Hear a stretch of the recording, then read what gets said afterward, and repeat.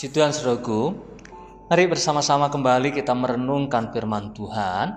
Dan hari-hari ketika kita merayakan Natal, kata yang senantiasa ada dan sering diucapkan adalah Immanuel. Sebuah pernyataan yang Allah berikan melalui malaikat dalam mimpi kepada Yusuf. Nama anak yang dilahirkan oleh Maria diberi nama Immanuel, Allah bersama dengan kita. Sudah bisa membaca di dalam Matius pasal yang pertama ayat 22 sampai 23, dan penyertaannya itu memberikan penyertaannya itu ketika Immanuel, Yesus datang memulihkan kita. Kemudian penyertaannya itu senantiasa memberikan penghiburan dalam hidup kita. Saudaraku, dalam Yohanes pasal 14 ayat 26 dikatakan, tetapi penghibur yaitu Roh Kudus yang akan diutus oleh Bapa dalam namaku, dialah yang akan mengajarkan segala sesuatu kepadamu dan akan mengingatkan kamu akan semua yang telah kukatakan kepadamu. Kedatangan Yesus Kristus disebut sebagai Immanuel, memberikan peluang atau memberikan sesuatu yang baru bagi kehidupan orang percaya, yaitu penyertaan, di mana Allah ketika Yesus naik ke surga kemudian mengaruniakan Roh Kudus-Nya untuk tinggal bersama dengan kita. Immanuel, maka roh yang tinggal dalam diri kita itu dikatakan sebagai roh yang penghibur, memberikan penghiburan, memberikan kekuatan dalam hidup kita.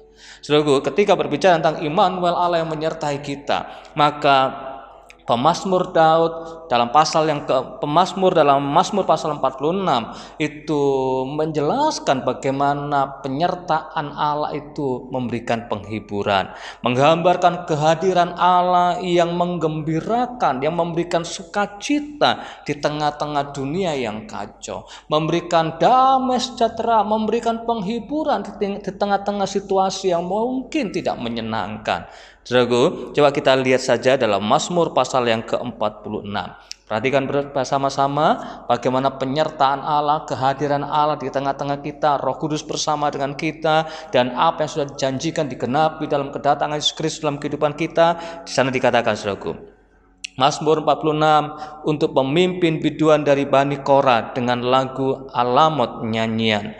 Allah itu bagi kita tempat perlindungan dan kekuatan, sebagai penolong sangat terbukti. Sebab itu kita tidak akan takut sekalipun bumi berubah, sekalipun gunung-gunung goncang di dalam laut, sekalipun ribut dan berbuih airnya, sekalipun gunung-gunung goyang oleh gelorannya. Kota Allah, kediaman yang maha tinggi, disukakan oleh aliran-aliran sebuah sungai. Allah ada di dalamnya. Kota itu tidak akan goncang. Allah akan menolongnya menjelang pagi. Bangsa-bangsa ribut, kerajaan-kerajaan goncang. Ia memperdengarkan suaranya dan bumi hancur.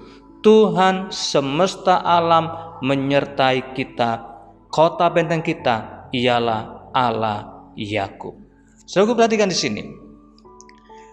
Dengan segala kondisi, dengan segala keadaan, pertolongan Allah, penyertaannya itu membawa pertolongan yang hadir dalam hidup kita, bahkan di tengah segala kekacauan, di tengah segala kesulitan. Dalam Mazmur pasal 6 ayat yang kedua tadi dikatakan dengan sangat jelas, sebab itu kita tidak akan takut sekalipun bumi berubah, sekalipun gunung-gunung goncang di dalam laut. Tidak ada kegentaran, tidak ada ketakutan di sana. Orang Kristen, orang percaya, saudara dan saya, maka sewajarnya, seharusnya tidak perlu takut. Bahkan ketika bumi bergoncang, bahkan ketika situasi tidak menyenangkan. Saudaraku, sepanjang tahun ini kita sudah melewati masa pandemik yang menggelisahkan kita semuanya. Tapi kita memasuki bersama-sama, menjelang masuki tahun yang baru, Allah ada bersama-sama dengan kita. Dia senantiasa memberikan kekuatan, senantiasa memberikan penghiburan, dia senantiasa memberikan pertolongan yang terus nyata dalam hidup kita. Kehadiran Allah itu terus-menerus ada dalam hidup kita.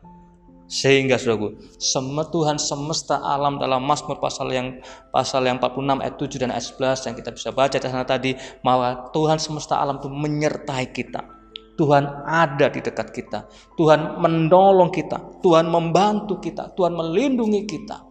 Dan hari-hari ini penghiburannya itu akan menguatkan kita untuk memasuki tahun yang baru.